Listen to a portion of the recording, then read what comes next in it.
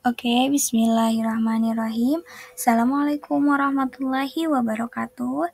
Perkenalkan, nama saya Rizfa Hasnah. Di sini saya akan berbagi atau sharing mengenai tugas saya dari modul 1.2, yaitu tentang koneksi antar materi dengan topiknya nilai-nilai dan peran guru penggerak. Oke, jangan lupa like, comment, and subscribe.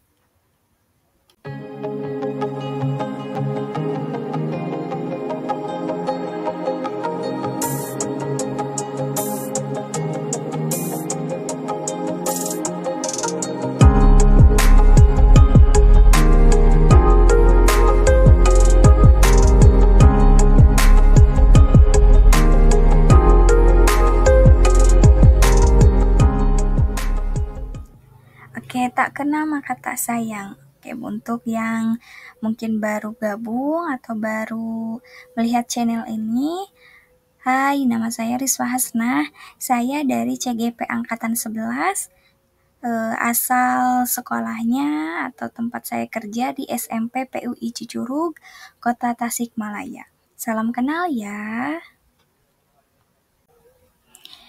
Di sini ada quotes ya dari materi kita modul 1.2, yaitu jika kita gagal merencanakan berarti sama saja kita sedang merencanakan kegagalan.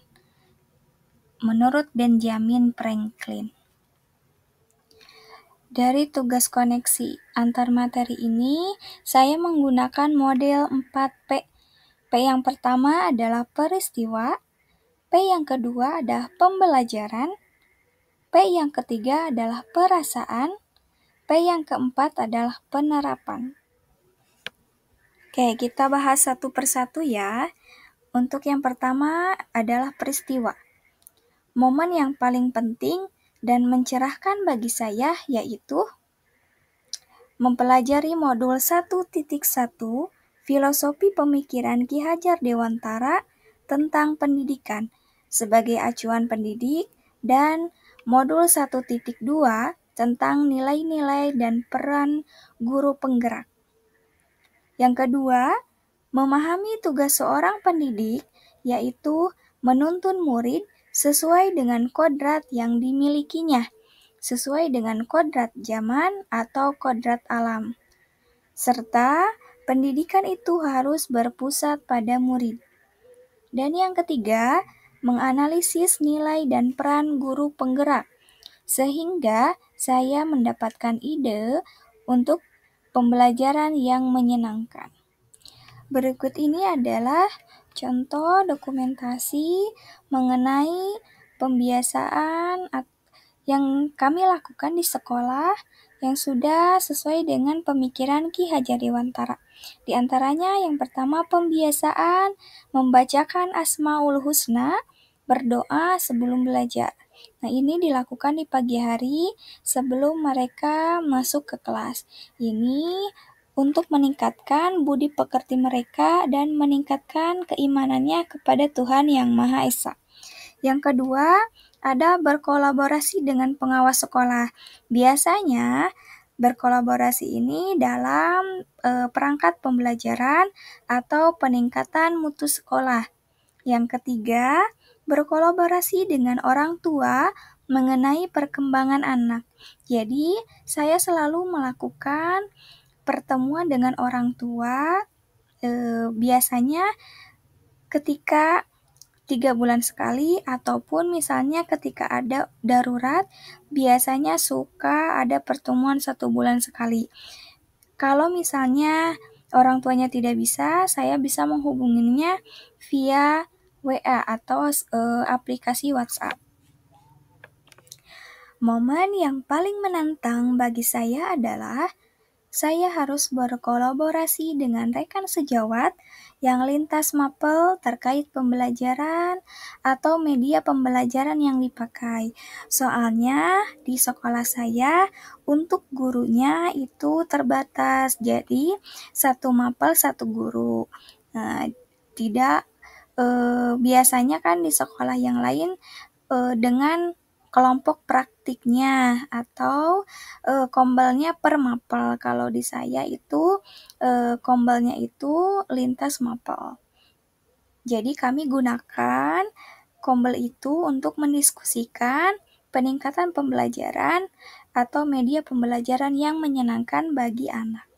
Lalu yang kedua ada ketika ada tugas kolaborasi diskusi dengan rekan CGP dalam waktu yang singkat dengan kesibukan mereka masing-masing. Jadi ini yang sangat menantang bagi saya dikarenakan ketika ada rukol itu kan berbeda kelompok dengan kelompok yang berbeda daerah juga, sehingga kami terkadang kesulitan di dalam melakukan sebuah diskusi dengan tugas yang memang waktunya singkat untuk dikumpulkan. Kaitan modul 1.1 dan modul 1.2 yang saya pahami adalah yang pertama bahwa pendidikan itu harus menuntun anak supaya bisa hidup dan tumbuh sesuai kodratnya sehingga ia akan mencapai keselamatan dan kebahagiaan yang setinggi-tingginya baik sebagai manusia maupun sebagai anggota masyarakat. Lalu yang kedua, pendidikan yang berpihak pada murid, yaitu disesuaikan dengan kebutuhan murid, memberikan ruang bagi murid untuk berkembang. Lalu yang ketiga, sebagai pendidik harus memahami keadaan atau emosi siswa dengan memperhatikan 5 kebutuhan dasarnya, wiraga-wiramanya, baik kita menjadi guru supaya bisa menerapkan nilai dan peran guru penggerak dalam kehidupan sehari-hari ataupun dalam kegiatan pembelajaran di kelas. Topik yang kedua adalah perasaan. Saat momen itu terjadi, saya merasa seperti masa kegelapan, di mana pada saat itu saya melaksanakan pembelajaran yang sebelumnya saya masih menjadi guru yang menuntut anak di dalam segala aspek, terutama dalam pembelajaran, karena saya waktu itu mengejar materi, kebetulan materinya itu sangat padat dan mengejar kognitif anak saja, tanpa melihat kebutuhan anak seperti apa. Lalu ketika pasca kemerdekaan atau ketika waktu sudah terang benderang, setelah saya mempelajari modul ini, saya tergerak hati untuk memperbaiki proses pembelajaran yang saya berikan dengan memperhatikan kebutuhan anak, budi pekerti anak, dan pembelajaran yang berpihak pada murid, sehingga anak menjadi pemimpin dalam pembelajaran, serta saya bisa menerapkan nilai-nilai dari guru penggerak ini dan bisa mendesiminasikan kepada rekan sejawat supaya sama-sama menjadikan pendidikan Indonesia itu yang berkualitas. Sebelum momen itu terjadi, saya berpikir bahwa guru itu bisa menuntut anak sesuai dengan apa yang guru inginkan, baik secara kognitif, afektif, ataupun psikomotor. Yang kedua, pembelajaran yang dilakukan itu masih teacher center, atau guru yang menjadi subjek dalam pembelajaran.